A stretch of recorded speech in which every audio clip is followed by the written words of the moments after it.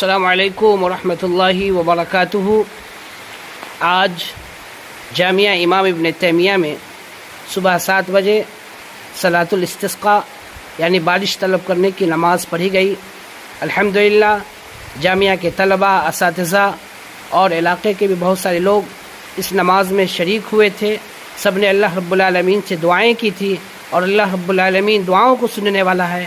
نماز کے چند گھنٹوں کے بعد اللہ تبارک و تعالیٰ کی رحمت یعنی بارش موسلادھار ہونی شروع ہو گئی ہے۔ یہ اللہ رب العالمین کی مہربانی ہے۔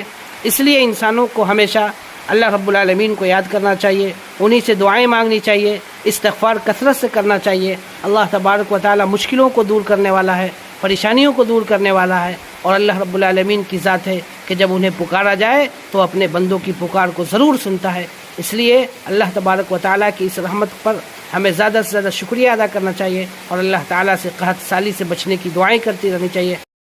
اللهم اسقنا غيثا مغيثا مريئا مريعا نافعا غير ضار عاجلا غير آجل۔ اللہ تعالیٰ سے دعا ہے اللہ تبارک و تعالیٰ ہم تمام لوگوں کو دنیاوی و اخروی پریشانیوں سے محفوظ و مامون رکھے، آمین۔